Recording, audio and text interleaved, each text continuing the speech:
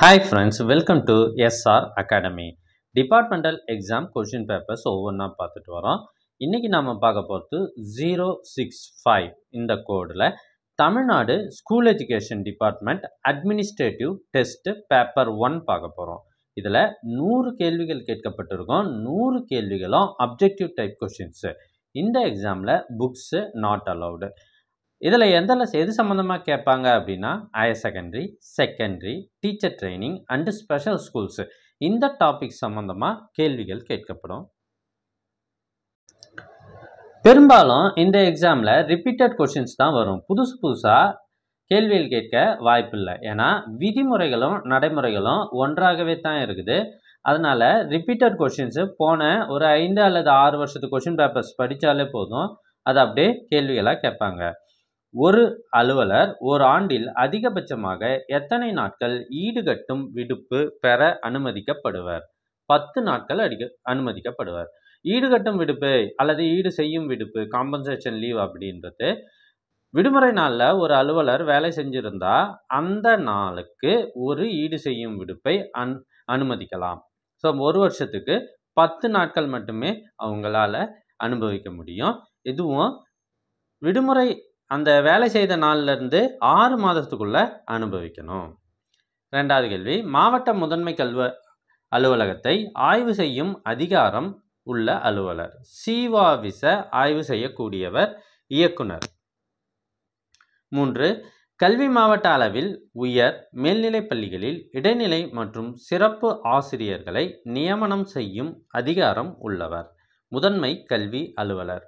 உயர்நிலை மேல்நிலைப் பள்ளிகளில் ஆசிரியர் நியமனம் முதன்மை கல்வி அலுவலர் மூலமாகவே நடைபெறும். 4, பள்ளிகளில் பணியாளர் நிர்ணயம் செய்ய எந்த நாளில் உள்ள மாணவர் எண்ணிக்கையை கணக்கில் கொள்ள வேண்டும்? பணியாளர் நிர்ணயம் ஆகஸ்ட் 1.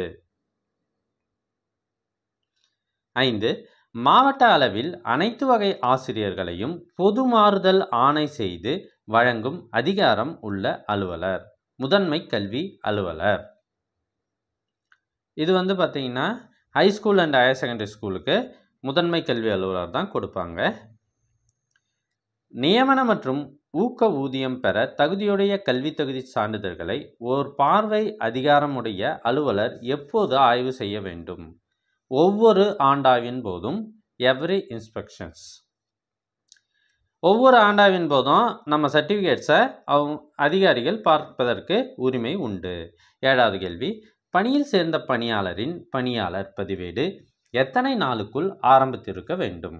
1 மாதத்திற்குள்.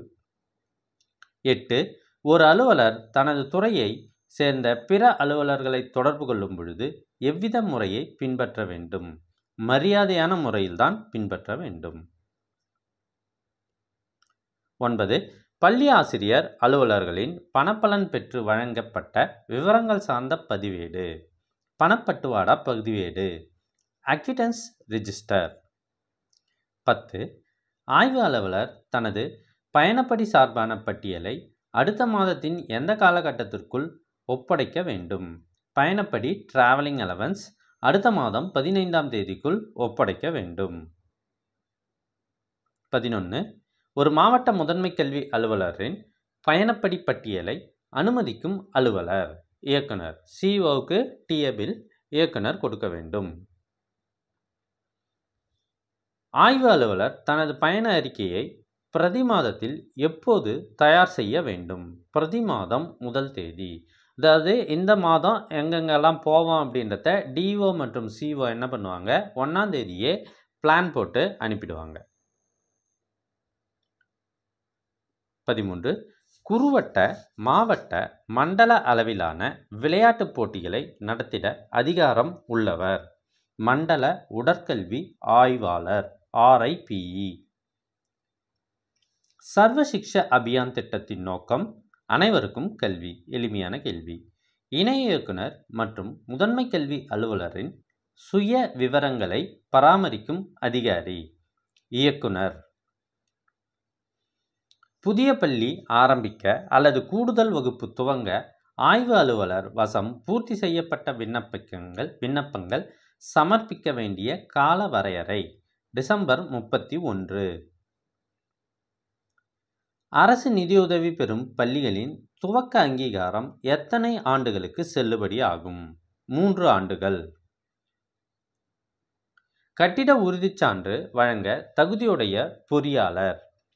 மாவட்ட ஆட்சியரிடம் அங்கீகாரம் பெற்ற பொறியாளர். 19. நிரந்தர அங்கீகாரம் பெற்ற பள்ளிகளை எத்தனை ஆண்டுகளுக்கு ஒரு முறை மீளாய்வு செய்ய வேண்டும்? 3 ஆண்டுகளுக்கு ஒரு முறை. மகளிர் பள்ளியின் பள்ளிக்குழுவில் தலைமை ஆசிரியரை தவிர எத்தனை பெண் உறுப்பினர்கள் அவசியம் இடம்பெற்றிருக்க வேண்டும்? குறைந்தது 2. குறைந்தது 2. அதிகபட்சம் எவ்வளோன்னா இருக்கலாம். உதவி பெறும் மேல்நிலைப் பள்ளியின் தலைமை ஆசிரியராக பதவி உயர்வு பெற அடிப்படை தகுதி 10 ஆண்டு மேற்கண்ட ஏதாவது ஒன்று பணிபுரிந்து இருக்க வேண்டும். முதுகலை ஆசிரியராக 10 ஆண்டு இருந்திருக்கலாம், அல்லது உயர்நிலைப்பள்ளி தலைமை ஆசிரியராக 10 ஆண்டு பணிபுரிந்திருக்கலாம், அல்லது பள்ளி உதவியாளராக 10 ஆண்டு பணிபுரிந்திருக்கலாம். இவங்களுக்கு தான் மேல்நிலைப்பள்ளியின் உதவி பெறும் மேல்நிலைப்பள்ளியின் தலைமை ஆசிரியராக பதவி உயர்வு பெற அடிப்படை தகுதியாக கருதப்படும். 22. தலைமை ஆசிரியருக்கு ஒரு வாரத்தில் குறைந்தபட்சம் எத்தனை பாடவேளை ஒதுக்கீடு செய்ய வேண்டும்? 10 பாடவேளை. 23. நேரடியாக 12ஆம் வகுப்பு பொதுத் தேர்வுக்கு விண்ணப்பிக்கும் மாணவர்களுக்கான அடிப்படை தகுதி 10ஆம் வகுப்பு தேர்ச்சி, 10ஆம் வகுப்பு தேர்ச்சி மற்றும் ஓராண்டு இடைவெளி, 15 வயது பூர்த்தி. மேற்கண்ட அனைத்தும் என்பது தான் சரியான விடை. மேலே இருக்கிற எல்லாமே சாட்டிஸ்ஃபை ஆகணும். ஒரு மாணவன் குறைந்தபட்சம் எத்தனை சதவீதம் பள்ளிக்கு வருகை புரிந்திருக்க வேண்டும்? 75%. அப்போ தான் அவங்கள பொதுத் தேர்வு எழுத அனுமதிக்க இயலும். இது 8ஆம் வகுப்பு வரை அந்த விதிமுறை கிடையாது. 9, 10, 11, 12 வகுப்புகளுக்கு அந்த விதிமுறை பொருந்தும். 25. முறைசாலா பள்ளிகளிலிருந்து முறைசார் பள்ளிகளில் ஓர் கல்வி ஆண்டில் மாணவர் சேர்க்கை செய்ய கால வரையறை. வருடம் முழுவதும் சேர்க்கலாம். ஸோ குறிப்பிட்ட வயது இருந்தால் போதும். ரைட் டு எஜுகேஷன் படி நம்ம வருஷம் முழுவதும் பள்ளியில் மாணவர்களை சேர்க்கலாம். அது முறை சார்ந்த பள்ளியாக இருந்தாலும் முறை சாரா பள்ளியாக இருந்தாலும் நம்ம சேர்த்துக்கலாம். 26. தாமத கட்டணம் வசூலித்து மாற்றுச் சான்றிதழ் வழங்க எவ்வளவு காலம் தாமதமாக சான்றிதழ் கோருபவர்களிடமிருந்து வசூலிக்க வேண்டும்? பள்ளியை விட்டு நீக்கியதிலிருந்து ஓராண்டுக்கு மேல். ஒரு நாளில் குறைந்தபட்ச பள்ளி வேலை நேரம் 5 மணி நேரம் 40 நிமிடங்கள். 28. இஸ்லாமிய சிறுபான்மை பள்ளிகளில் வார விடுமுறை நாட்கள் வெள்ளி மற்றும் ஞாயிற்றுக்கிழமை. ஞாபகம் வச்சுங்க, வெள்ளி சனின்னு எழுதிடாதீங்க, வெள்ளி ஞாயிறு. ஆதி திராவிட மாணவர் விடுதியில் ஒரு மாணவர் தங்க தேவையான தகுதி. ஆண்டு வருமானம் 50,000க்கு உள்ள இருக்கணும். அடுத்தது வீடு பள்ளியை விட்டு 5 கிலோமீட்டருக்கு மேல் இருக்க வேண்டும். இது 2 இருந்தால் தான் ஆதி திராவிடர் மாணவர் விடுதியில் ஒரு மாணவர் தங்க முடியும். அப்போ விடை சி, ஏ அண்ட் பி. 30. பெற்றோரின் ஆண்டு வருமானம் 50,000க்கு மேல் உள்ள 9ஆம் வகுப்பு ஆங்கில வழி கல்வி மாணவருக்கு வசூலிக்கப்பட வேண்டிய கல்வி கட்டணம் ரூபாய் 250. சென்னையில் வசிக்கும் பெற்றோரின் ஆண்டு வருமானம் 25,000க்கு குறைவாக உள்ள 6ஆம் வகுப்பு பயிலும் எம்பிசி மாணவர் பெறக்கூடிய பெண் கல்வி ஊக்கத்தொகை. தகுதி இல்லை. 32. ஆசிரியர் பயிற்சி நிறுவனம் துவங்க தேவையான குறைந்தபட்ச நிலப்பரப்பு 5000 சதுர மீட்டர். So teacher training institute. 33. வேறு மாநில ஆசிரியர் பயிற்சி சான்றிதழை மதிப்பீடு செய்யும் அதிகாரம் உள்ள அதிகாரி DTERT. 10ஆம் வகுப்பு அரசு பொதுத் தேர்வு எந்த ஆண்டு முதல் நடத்தப்படுகிறது? இது ஒரு ரிப்பீட்டட் கொஸ்டின். 10ஆம் வகுப்பு 1911. ஸோ 10ஆம் வகுப்பு அப்படின்னா 11, 10, 11 அப்படின்னு ஞாபகம் வச்சுக்கோங்க. 35. 10ஆம் வகுப்பு அரசு பொதுத் தேர்வு கட்டணமாக தனியாக தேர்வு எழுதும் மாணவரிடம் வசூலிக்க வேண்டிய கட்டணம் 125 பிரைவேட் ஸ்டூடெண்ட்டுக்கு. 36. ஓர் அரசு பணியாளர் பயிலும் பள்ளியில் சேர்ந்த நாளிலிருந்து எத்தனை ஆண்டுகள் தனது தகுதிகான் பருவத்தினை முடித்திருக்க வேண்டும்? 3 வருஷத்துக்குள்ளே முடிக்கணும். 2 வருஷத்தில் ஒரு நாளும், அதாவது வேறு விதமான லீவு மெடிக்கல் லீவ்லாம் எடுக்கலை அப்படின்னா அவங்களுக்கு 2 ஆண்டுகளில் முடியும். அந்த 2 ஆண்டை அவங்க சப்போஸ் எமர்ஜென்சி அடிப்படையில் ஏதாவது லீவ் எடுத்திருந்தா 3 ஆண்டுகளுக்குள்ளே முடிக்கணும். மாநில அரசால் எத்தனை கிலோமீட்டர் தொலைவுக்குள் ஒரு தொடக்கப்பள்ளி துவங்கப்பட்டுள்ளது? விடை 1 கிலோமீட்டர். துவக்கப்பள்ளி அப்படின்னாலே 1 கிலோமீட்டர், ஹைஸ்கூல்னா 3 கிலோமீட்டர், ஹையர் செகண்டரினா 5 கிலோமீட்டர். தகவல் அறியும் உரிமை சட்டத்தின் கீழ் வயது அடிப்படையில் புதிதாக பள்ளியில் சேரும் மாணவருக்கு தரும் சிறப்பு பயிற்சிக்கான காலம். ஸோ ஏ மற்றும் பின்னு கொடுத்துருக்காங்க. குறைந்தபட்சம் 3 மாதம், அதிகபட்சம் 2 ஆண்டுகள். இந்த கேள்வி தவறாக இருக்குது பாருங்கள். ஆர்டிஇ அப்படின்னா ரைட் டு எஜுகேஷன். இது தகவல் அறியும் உரிமை சட்டம் கிடையாது, கல்வி உரிமை சட்டம் அப்படின்னு கொடுத்துருக்கணும். இப்போ தமிழில் தப்பாக இருக்கு, ஏதாவது ஃபுல்லாக மார்க் கொடுத்துடுவாங்களா எதை எழுதினாலும் அப்படின்னு உங்களுக்கு தோணலாம். ஆனால் இதில் டிபார்ட்மெண்டல் எக்ஸாம் பொறுத்த வரைக்கும் இன்ஸ்ட்ரக்ஷன் தெளிவாக இருக்குது. நம்ம தமிழில் தப்பாக இருந்தாலும் நீங்கள் இங்கிலீஷில் இருக்கிறத பார்க்கணும், அதில் என்ன இருக்குதோ அதுக்கு தான் பதில் எழுதணும் அப்படின்னு கொஷின் பேப்பர்லேயே ஃப்ரண்ட் பேஜில் இருக்குது. 39. தகவல் அறியும் உரிமை சட்டத்தின் கீழ் 1ஆம் வகுப்பில் சேர்க்கை விரும்பும் மாணவனின் இருப்பிடத்திற்கும் பள்ளிக்கும் இடையே உள்ள தொலைவு. So 1 kilometre. நான் ஏற்கனவே சொன்னேன், துவக்கப்பள்ளின்னா 1 கிலோமீட்டர் தான். தமிழ்நாடு அரசால் தமிழ்நாட்டில் உள்ள பள்ளிகளுக்கு பள்ளி கட்டணக்குழு நிறுவப்பட்ட ஆண்டு 2009. 41. பள்ளி மேலாண்மை குழு செயல்பட வேண்டிய பள்ளிகள், அரசு பள்ளிகள். பாருங்க, பள்ளி மேலாண்மை குழு சம்பந்தமாக கண்டிப்பாக 2 அல்லது 3 கேள்விகள் எல்லா தேர்வுகள்லையும் இடம்பெறுது. அதனால் இதை நல்லா தெரிஞ்சு வச்சுக்கோங்க. அடுத்த கேள்வி, பள்ளி மேலாண்மை குழு எத்தனை ஆண்டுக்கு ஒரு முறை மறு கட்டமைப்பு செய்யப்பட வேண்டும்? 2 ஆண்டுகள். பள்ளி மேலாண்மை குழுவில் பள்ளியில் பயிலும் மாணவரின் பெற்றோர் அல்லது பாதுகாவலரின் பங்களிப்பு 75%. பள்ளி வளர்ச்சி திட்டம் பள்ளி மேலாண்மை குழுவினால் எத்தனை ஆண்டுகளுக்கு ஒரு முறை தயாரிக்கப்பட வேண்டும்? 3 ஆண்டு. பள்ளி வளர்ச்சி திட்டம் இந்த வார்த்தை வந்தால் 3 ஆண்டு. இது பள்ளி மேலாண்மை குழுவையே எத்தனை ஆண்டுகளுக்கு ஒரு முறை கட்டமைப்பு செய்ய வேண்டும் அப்படின்னா 2 ஆண்டு. அதில் வளர்ச்சி திட்டம்னு வந்தால் 3 ஆண்டு. நேரடி நியமனம் செய்யப்படக்கூடிய வட்டார கல்வி அலுவலர் பணியிடம் மொத்த பணியிடத்தில் எத்தனை சதவீதம்? 50%. 50% டைரக்ட் ரெக்ரூட்மெண்ட்டில் போடுவாங்க, 50% ப்ரொமோஷனில் கொடுப்பாங்க. கல்வி மாவட்ட அளவில் தொடக்க மற்றும் நடுநிலை பள்ளிகளில் உள்ள அனைத்து பணியிடங்களுக்கும் நியமன அதிகாரம் பெற்ற அலுவலர் மாவட்ட கல்வி அலுவலர். வட்டார கல்வி அலுவலர் தேர்ச்சி பெற்றிருக்க வேண்டிய துறை தேர்வுகள். ஸோ மேற்கண்ட அனைத்தும்னு சொல்லியிருக்காங்க. அதாவது ஆஃபீஸ் மேனுவல் டெஸ்ட்டு, அடுத்தது account test for subordinate officers, அடுத்தது school education department administrative test paper 1 and paper 2. இது 4யுமே அவங்க தேர்ச்சி பெற்றிருக்க வேண்டும். 48. மாவட்ட அளவில் உயர் மற்றும் மேல்நிலைப் பள்ளிகளில் உள்ள அனைத்து பணியிடங்களுக்கும் நியமன அதிகாரம் பெற்ற அலுவலர் முதன்மை கல்வி அலுவலர்.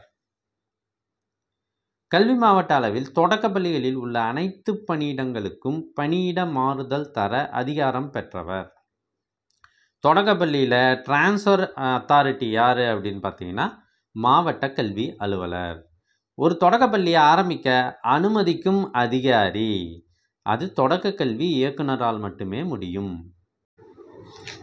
51. வருவாய் மாவட்ட அளவில் அனைத்து பள்ளிகளுக்கும் அரசு நலத்திட்டங்களை செயல்படுத்தும் அதிகாரி முதன்மை கல்வி அலுவலர். கல்வி மாவட்ட அளவில் உயர்நிலை மற்றும் மேல்நிலை பள்ளிகளில் ஆய்வக உதவியாளரை நியமனம் செய்யும் அலுவலர் மாவட்ட கல்வி அலுவலர். இது நல்லா ஞாபகம் வச்சுங்க. டிஇஓ, சிஓ கிடையாது. லேப் அசிஸ்டண்ட் நியமனம் பண்ணுறது டிஇஓ. 53. நிதியுதவி பெறும் தொடக்க மற்றும் நடுநிலை பள்ளிகளில் தனியார் பள்ளிகளில் பணியாளர் நிர்ணயம் செய்யும் அலுவலர். பணியாளர்களை நிர்ணயம் செய்ய மாவட்ட கல்வி அலுவலர் தொடக்க நடுநிலை பள்ளிகளுக்கு.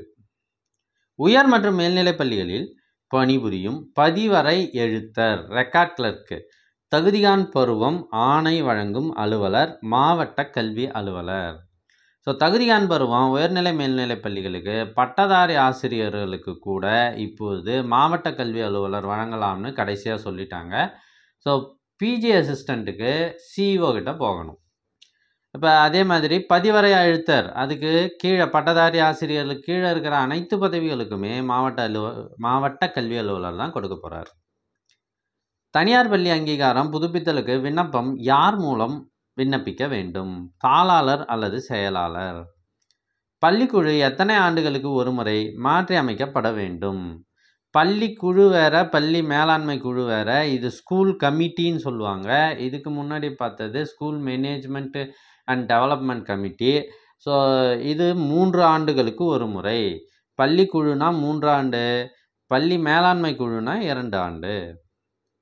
புதிதாக உயர்நிலை பள்ளி துவங்க விண்ணப்பத்துடன் செலுத்தப்பட வேண்டிய கட்டணம் 100 ரூபாய். 58. ஒரு தனியார் உயர்நிலைப் பள்ளியில் பள்ளி நிர்வாகத்தினால் பராமரிக்க வேண்டிய பாதுகாப்பு கட்டணம் 1,00,000 ரூபாய். 59. பள்ளி நிர்வாக குழு கூட்டம் நடைபெறுவதை உறுப்பினர்களுக்கு தெரிவிக்க வேண்டியவர் குழு செயலாளர். 60.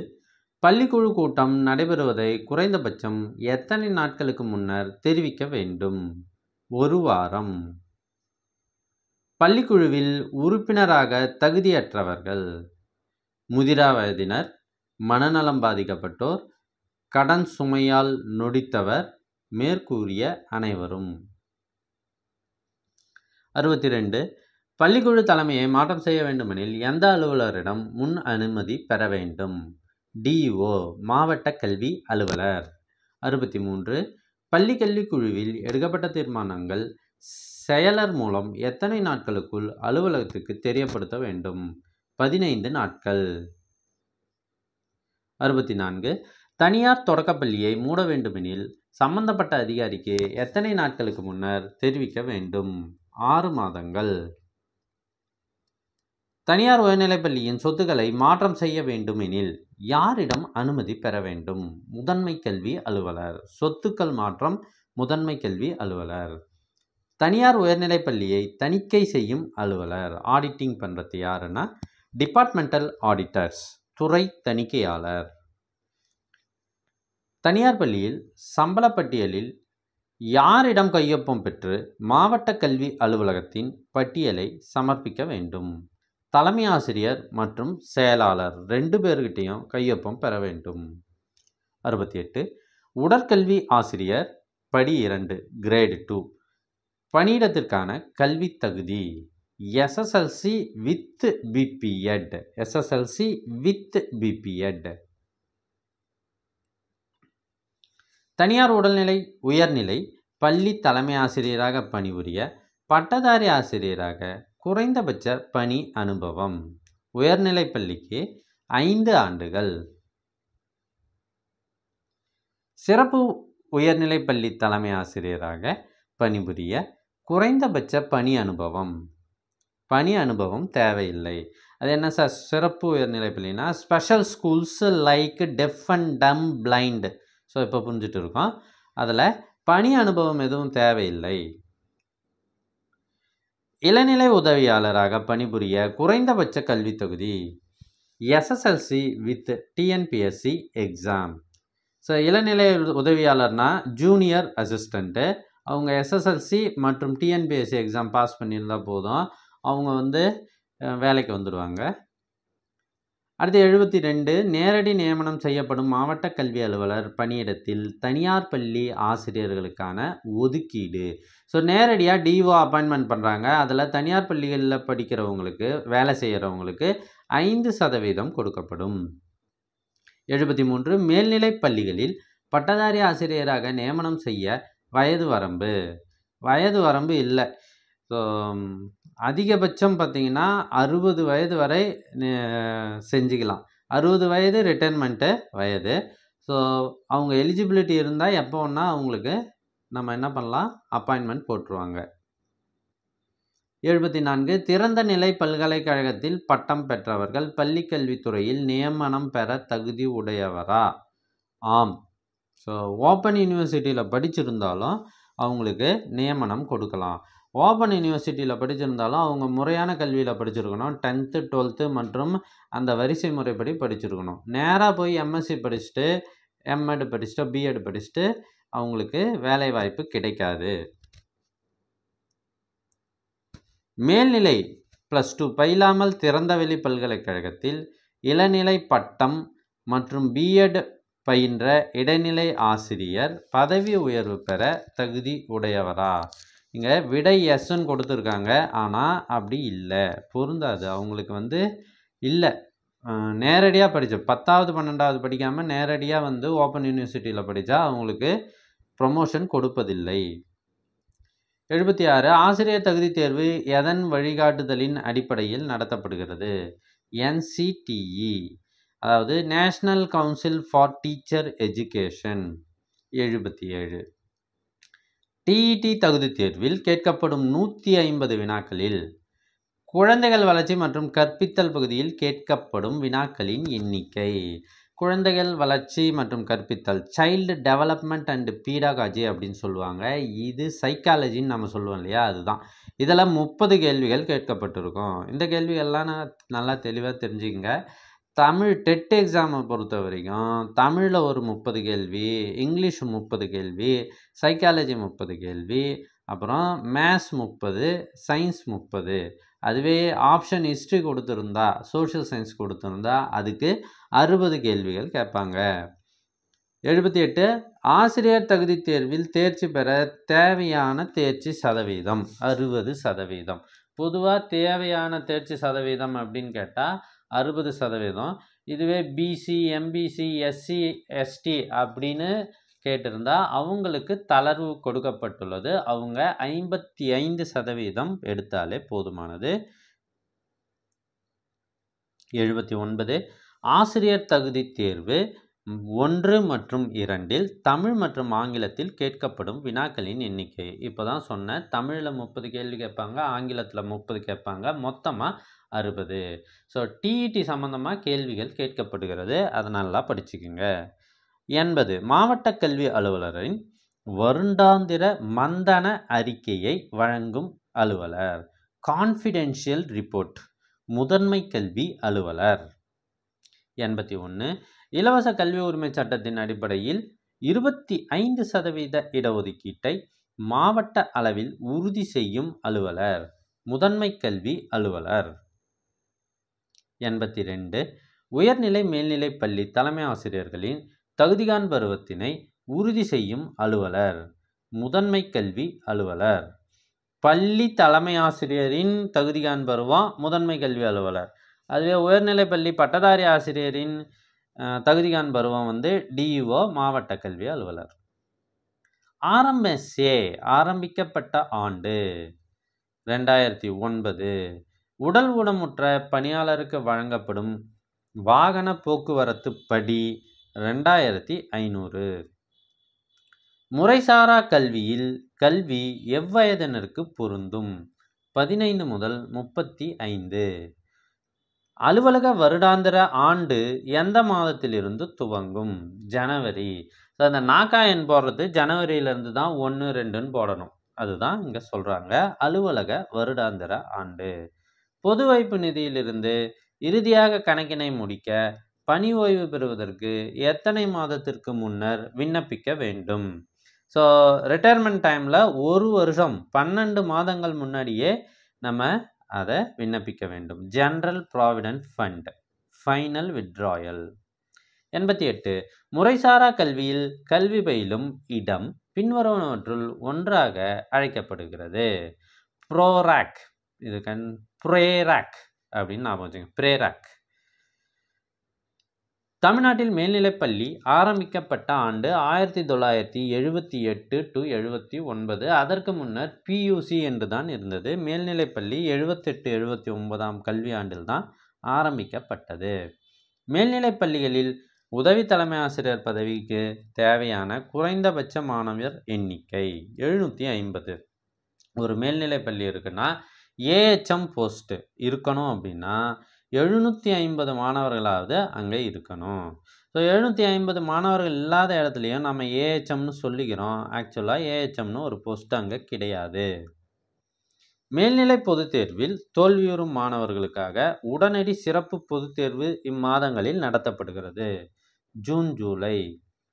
IEDC is expanded into Integrated Education for Disabled Children.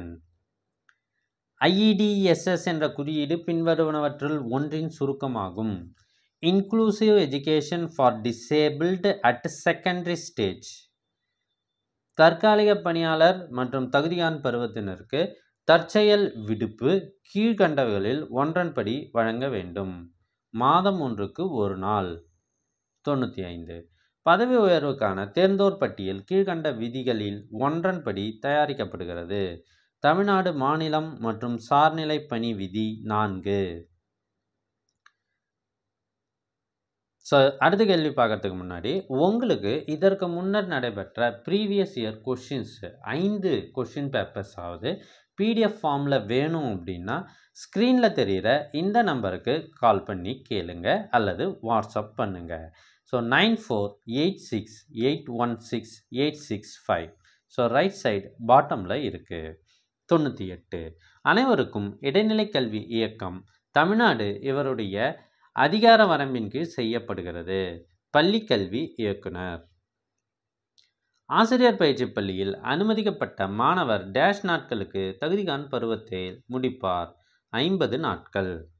ஒரு மாணவன் விடுப்பு கடிதம் ஏதுமின்றி டேஷ் நாட்கள் தொடர்ச்சியாக பள்ளிக்கு வருகை புரியாமல் இருந்திருந்தால் வருகை பதிவேட்டிலிருந்து பெயரினை நீக்க வேண்டும். 30 நாட்கள். 99. NCERT பணிகளை மாநில அளவில் செயல்படுத்தும் துறையின் பெயர் NCERT. கல்வியாண்டின் முதல் நாள் வகுப்பில் அனுமதிக்கப்படும் மாணவனின் பெயர் எந்த நிற மையினால் எழுதப்பட வேண்டும்? நீல நிற மையினால் எழுதப்பட வேண்டும். இந்த வீடியோ உங்களுக்கு பிடிச்சிருந்தால் லைக் பண்ணுங்கள், உங்கள் ஃப்ரெண்ட்ஸுக்கு இதை ஷேர் பண்ணுங்கள், மறக்காமல் சப்ஸ்கிரைப் பண்ணுங்கள். அப்போ தான் நாங்கள் போடுற வீடியோக்கள் உங்களுக்கு உடனுக்குடன் வந்து சேரும். தேங்க்யூ.